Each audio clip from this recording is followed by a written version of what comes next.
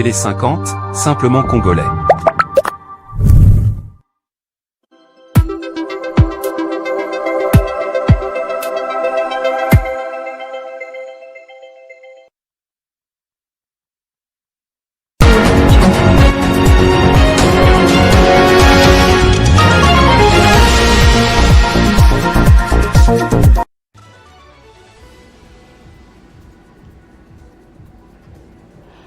Lancement officiel du programme régional d'appui au développement des infrastructures et des valorisations des ressources transfrontalières entre la RDC et la République centrafricaine.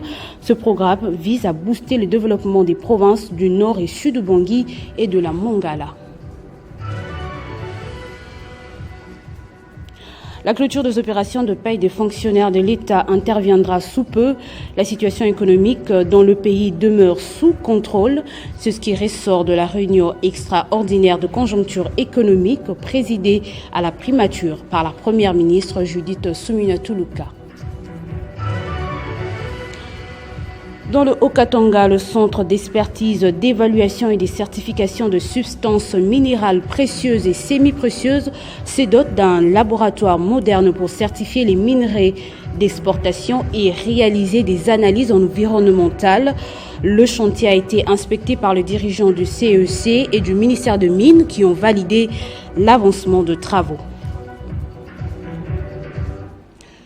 Vous suivez Télé 50, vous faites bien, madame, messieurs, bienvenue dans ce journal. La première ministre Judith Suminwa-Tuluka a présidé hier lundi le lancement officiel du programme régional d'appui au développement des infrastructures et des valorisations des ressources transfrontalières entre la RDC et la République centrafricaine. Ce programme soutenu par la Banque africaine de développement de l'OPEC Fund for International Development vise à booster les développements de provinces du Nord et Sud Bangui et de la Mongala. Suivez.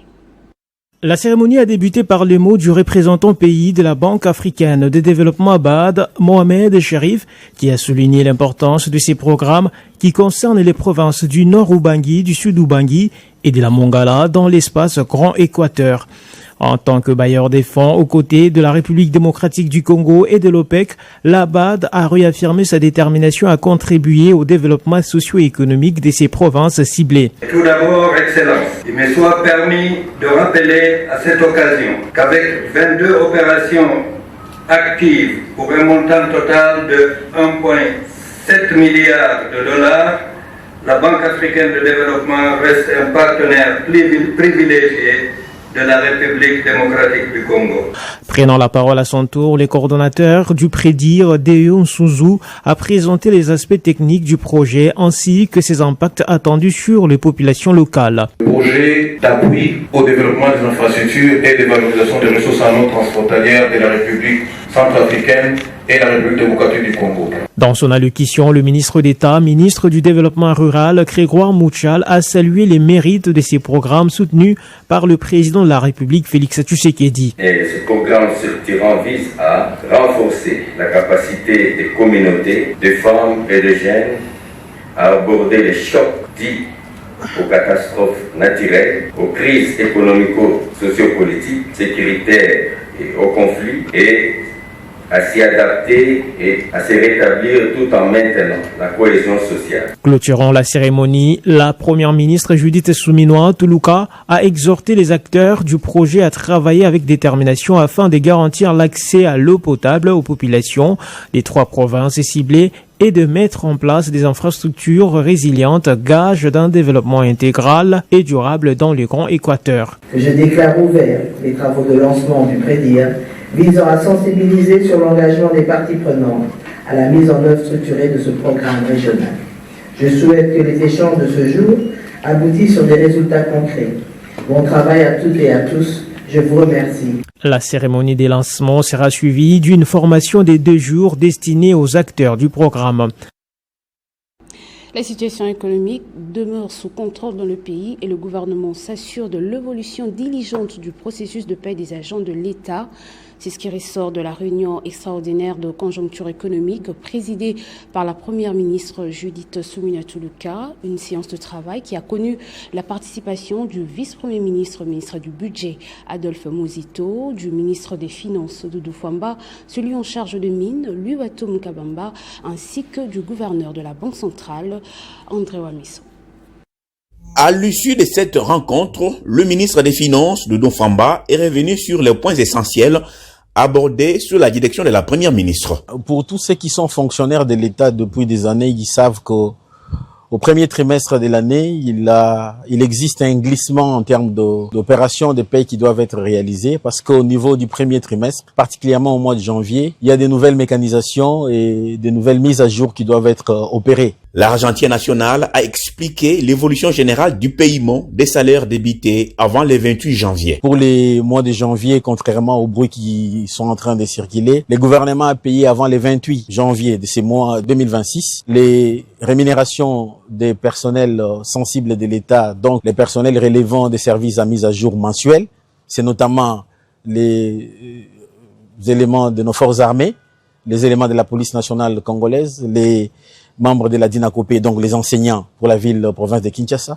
Ceux-là ont été et ont touché leur rémunération avant le 28 du mois de janvier. Le ministre des Finances a confirmé que pour les autres catégories d'agents publics, le processus s'est poursuivi au-delà du 28 janvier en raison de ces glissements techniques.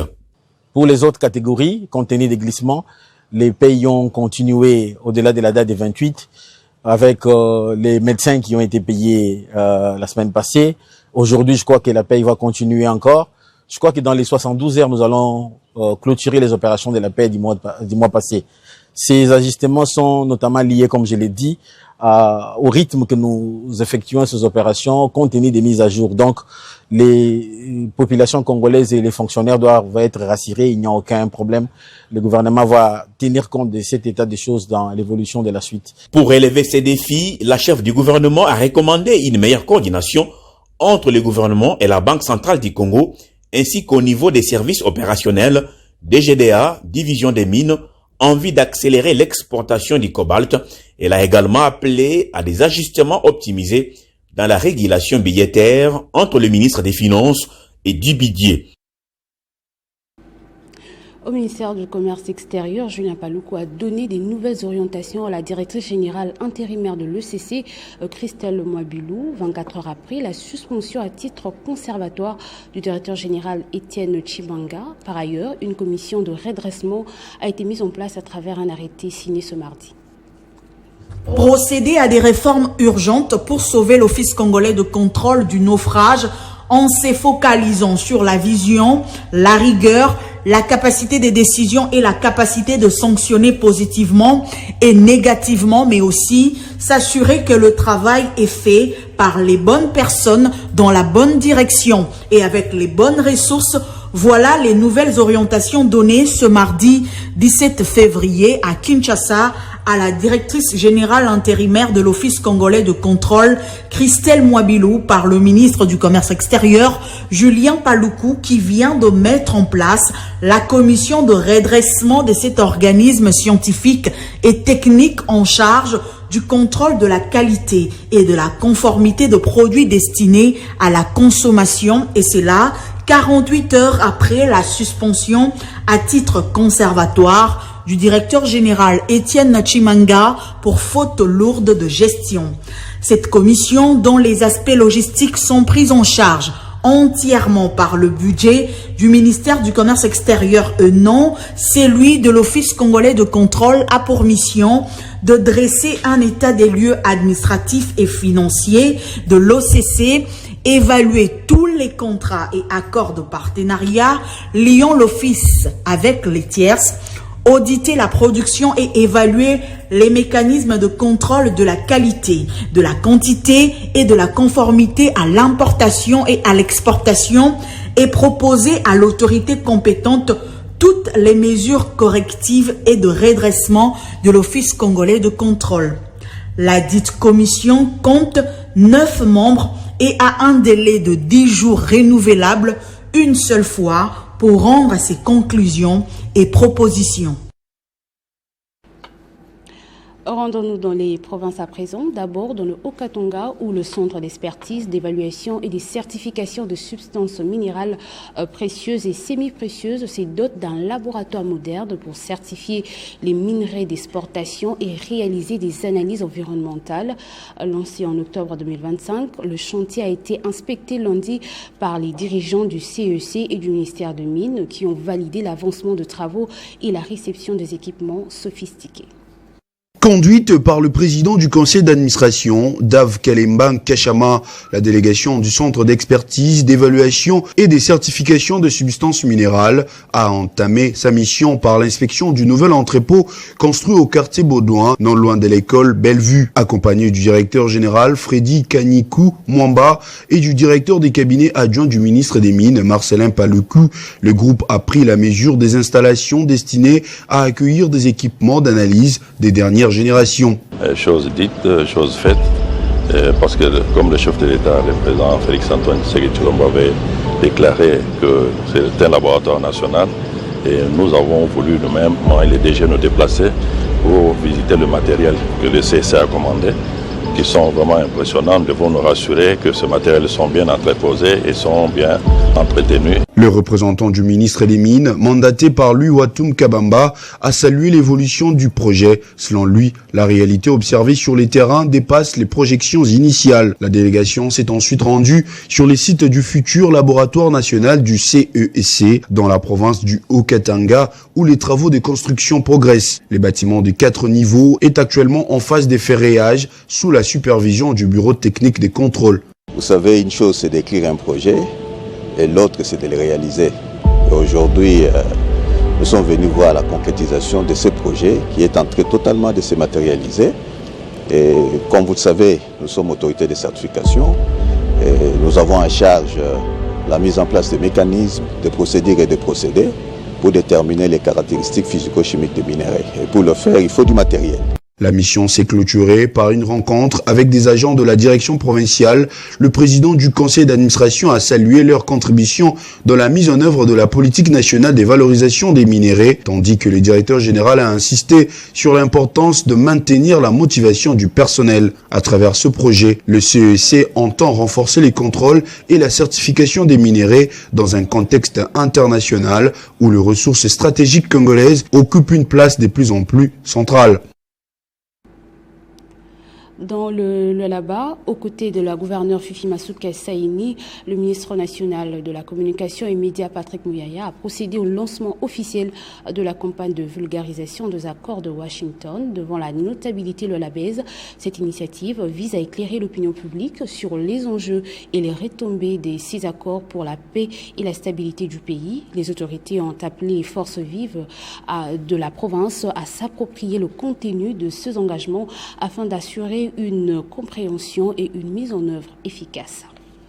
Un seul centimètre du territoire ne peut être variable. Le Lualaba a été choisi comme province pilote pour le lancement de la campagne de vulgarisation des accords de Washington, récemment signés entre les deux parties prenantes au processus de paix. Ce choix symbolique et stratégique traduit la volonté des autorités nationales d'ancrer le message de paix et de cohésion dans toutes les provinces de la RDC. La séance d'échange organisée ce lundi 7 février 2026 dans la magnifique salle polyvalente du gouvernement provincial à l'intention des forces vives de la province a été co-animée par le ministre national de la Communication et Médias et porte-parole du gouvernement Patrick Muyaya Katembwe et la gouverneure Marie-Thérèse Masuka Saini. Plusieurs personnalités politico-administratives ont pris part à cette rencontre, notamment le ministre national de la Justice, le président de l'Assemblée provinciale du Lualaba Jean-Marie Kasséa Chingambo et le vice-gouverneur de province Clément Moufundji Karl. D'entrée de jeu, Marie-Thérèse Masuka Saini a salué l'engagement constant du président Félix-Antoine Tshisekedi Tshilombo dans la quête de la paix et de la stabilité sur l'ensemble du territoire national. Elle a invité les forces vives à s'approprier le contenu des accords insistant sur la nécessité d'une mobilisation collective pour accompagner leur mise en œuvre. Nous voyons le président à Doha, aux Émiratis, aux États-Unis, en Afrique du Sud, à Addis Abeba.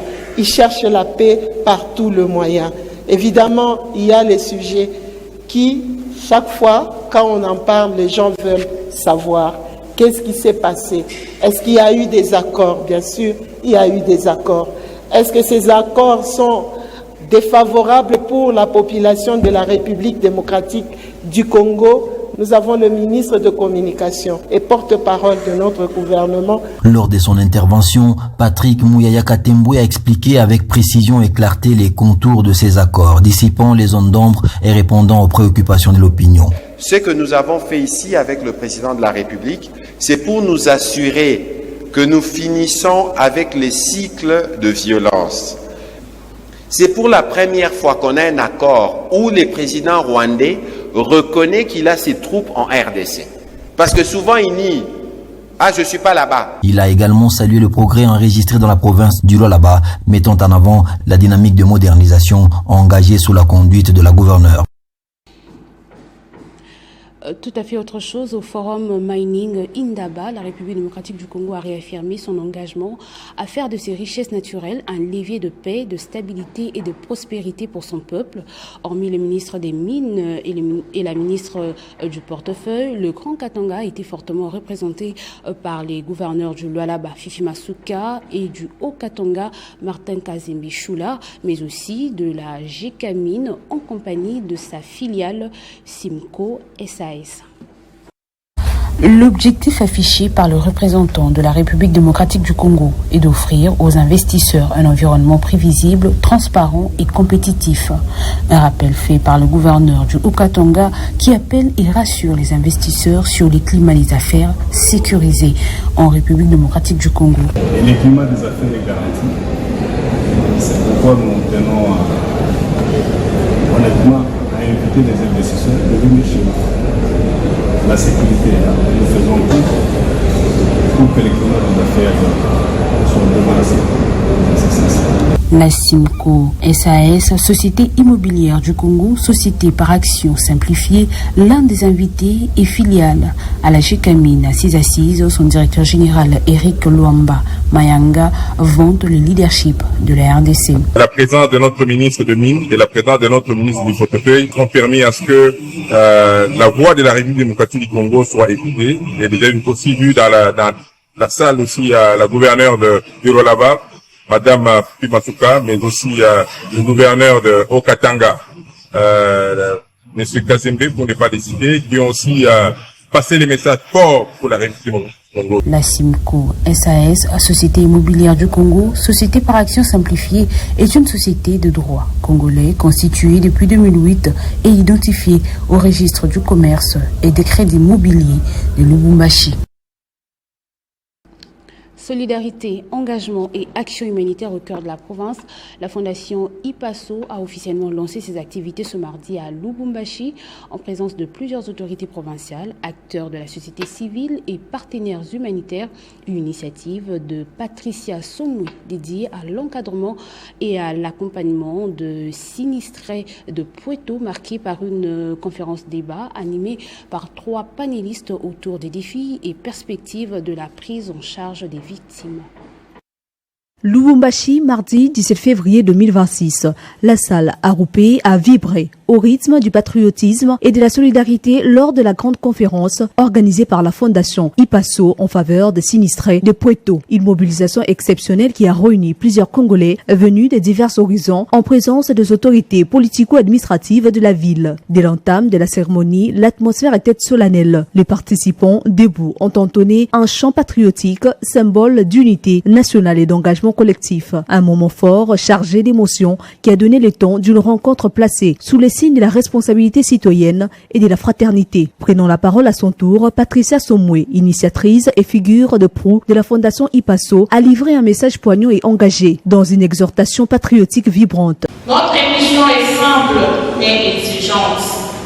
Redonner la dignité, espoir et opportunité aux plus vulnérables, tout en employant les efforts de l'État dans la construction d'un développement à impact social. Face à une salle comblée et attentive, Patricia Somwe a officiellement lancé un appel de fonds national en faveur de sinistrés de Puerto via son porte-parole et chargé de communication de la dite structure. Nous invitons chaque citoyen, chaque institution, chaque organisation à s'élever pour soutenir nos frères et sœurs de Placé.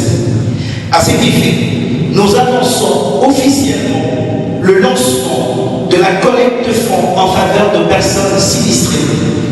Ces fonds serviront notamment à soutenir des activités agricoles et d'élevage pour favoriser l'autonomie des familles. La conférence a également été marquée par des témoignages émouvants et une série de questions-réponses. À travers cette initiative, la Fondation IPASO confirme son engagement à encadrer, soutenir et accompagner les sinistrés de Puerto dans un processus de relèvement durable. À Kinshasa, le rassemblement des compagnons d'Étienne Tshisekedi pour le changement et le progrès social a participé à une messe d'action de grâce pour les ressuscités diplomatiques du président de la République à Washington. Cette structure, chère à Lisanga Bonganga, félicite le chef de l'État pour avoir fait l'unanimité et imposé le respect. Réunis pour la cause nationale, le rassemblement des compagnons d'Étienne Tshisekedi pour les changements et les progrès sociaux a salué les succès diplomatiques engrangés par le président de la République à Washington. Une prière pour le pays en vue de la paix dans l'Est et le développement. Au sortir de ces cultes, le rassemblement des compagnons d'Étienne Tshisekedi pour les changements et les progrès sociaux a félicité chaleureusement le président de la République pour avoir fait l'unanimité et imposé le respect lors des différentes rencontres diplomatiques qu'il a eues avec les présidents américains Donald Trump, les hommes politiques, les hommes d'affaires et les hommes des églises réunis en séance de prière à National Prayer Breakfast à Washington. Au cours de toutes ces rencontres, le chef de l'État a été la personnalité marquante capable de ramener la paix dans la région des Grands Lacs, a évoqué les rassemblements. En outre, le rassemblement remercie le président américain Donald Trump pour avoir perçu la différence entre Félix Antoine Tshisekedi, l'homme de paix, et Paul Kagame, l'homme de guerre. Il indique que ce dernier a choisi le président Félix Antoine Tshisekedi comme la seule alternative de la paix dans la région des Grands Lacs. De même, le RCT-CPS salue le soutien apporté au président de la République par le gouvernement britannique en reconnaissance en sa qualité d'homme de paix. Nous soutenons toujours la position de dire ceux qui ont pris des armes, qui ont tué leurs frères, leurs sœurs, et qu'aujourd'hui ils sont dit, nous passons par les dialogues pour chercher à se blanchir. Ce n'est pas une bonne chose. Le président Félix Tshisekedi, il est là comme président de la République, fils d'Étienne Tshisekedi, fils biologique et politique, mais il a pris le pouvoir, le peuple est allé aux urnes et il est là. Ça ne sert à rien de prendre le pouvoir par les armes, raison pour laquelle nous les soutenons. Enfin, le rassemblement des compagnons d'Étienne Tshisekedi pour les changements et les progrès sociaux est reconnaissant envers l'Union africaine à travers son président sortant, João Lourenço, pour un leadership avéré dans la recherche de la paix en République démocratique du Congo. En tout état de cause, les rassemblements se félicitent de la réussite au bien remarquable du chef de l'État qui a réussi à renverser les rapports de force diplomatiques sur l'échiquier international. Le gouverneur provincial du Olomami vient de supporter les frais pour la prise en charge en médicaments de Prosper Kabila Wankulu, victime d'une blessure grave par balle à Bukama, dégâts causés par un homme en uniforme. Les ministres provinciaux de l'éducation assurant l'intérim du vice-gouverneur actuellement en mission s'est rendu personnellement à l'hôpital général de référence de Camino pour s'enquérir de l'état de santé de la victime touchée par balle lors de malheureux événements de Bukama et apporter le soutien moral et matériel de l'exécutif provincial ad intérim. Au chevet du blessé, le ministre de l'Éducation a transmis le message de compassion du gouverneur Haï, honorable professeur Mwenzi Wakadilo Rosen. Cette visite témoigne de la réaction des autorités face à une situation malheureuse à laquelle le gouvernement provincial n'a pas fermé l'œil. Cette intervention directe s'inscrit en droite ligne avec la volonté du président de la République de placer le bien-être du citoyen congolais au centre de l'action publique. Face à la gravité des blessures et pour garantir un rétablissement complet, le gouvernement provincial a décidé de passer à l'étape supérieure de la prise en charge médicale. En prenant en charge les soins de cette victime, le vice-gouverneur et gouverneur Haï. La délégation que nous avons envoyée à Bukama avec le ministre de l'Intérieur a pu œuvrer normalement jusqu'à ce que le conseil de sécurité avec le tribunal, ils ont pu chuter sur le jugement de la personne qui a donné la mort à notre compatriote. Non seulement cela, le gouvernement provincial s'est vertueux aussi à s'occuper du malade. Dire d'abord merci à la population qui a été calme, qui a patienté jusqu'à ce que nous puissions revenir. Honorable professeur Moïse Wakadilo Rosen réaffirme que chaque vie humaine est précieuse et que l'État demeure le protecteur. C'est autour des 13 heures que la victime s'est envolée pour Lubumbashi.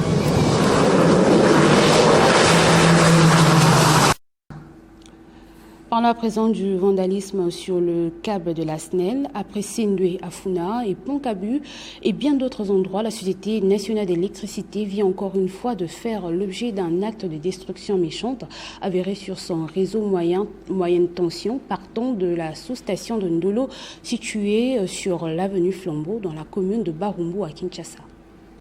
Les faits sont là, les engins de l'entreprise GMT réalisant les travaux de réhabilitation de l'avenue de la commune pour les comptes de l'hôtel des villes de Kinshasa ont littéralement sectionné les FEDER 12, 19, 37 et 39 qui distribuent l'électricité à certaines entreprises du coin et dont plus de 100 cabines dans la ville de Kinshasa, privant des quartiers entiers et certaines communes du courant électrique. Plus grave, les câbles en cuivre sont carrément emportés comme le montrent ces images, vandalisme et vol. La SNEL n'est pas du tout consultée.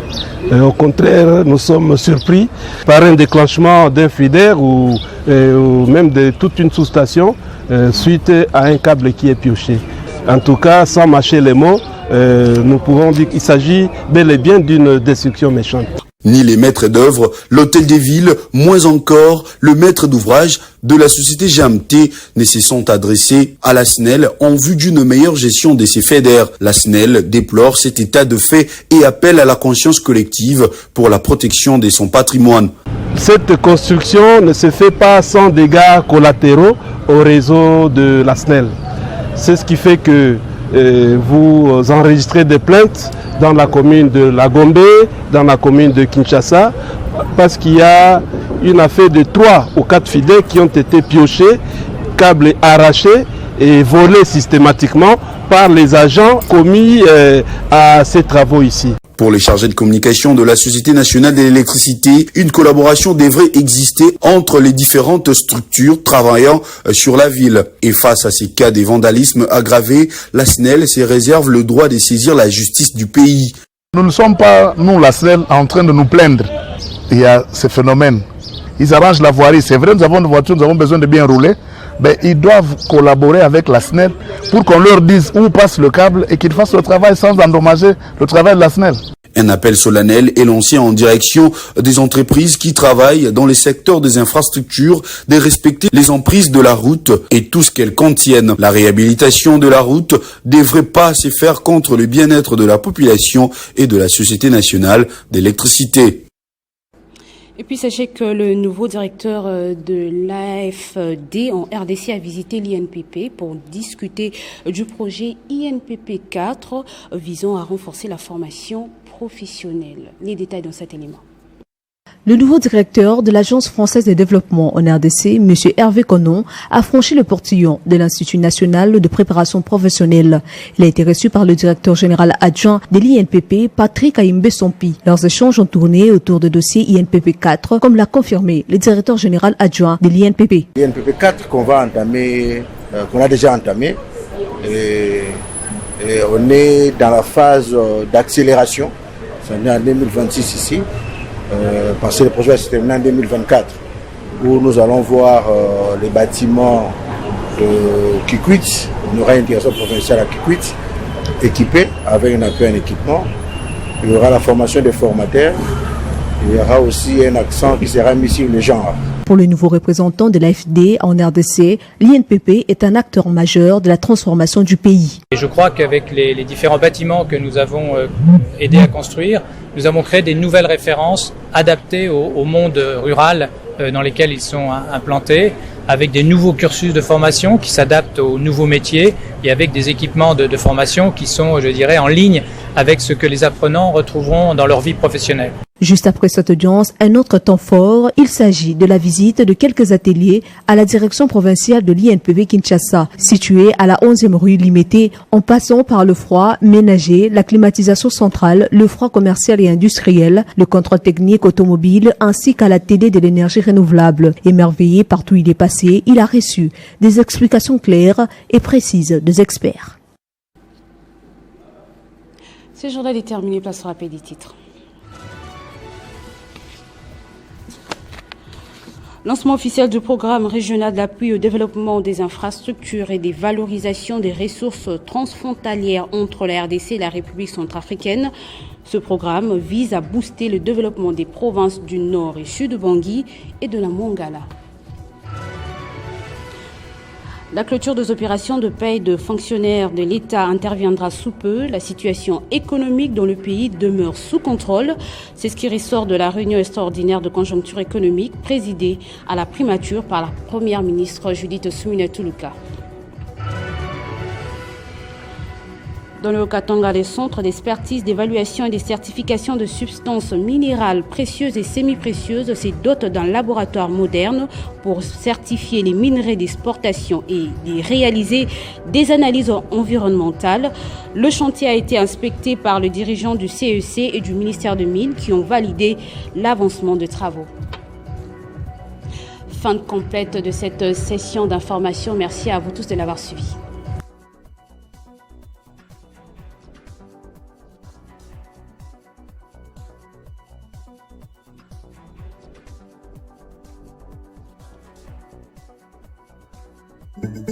Retrouvez toute l'actualité en continu sur www.tele50.cd.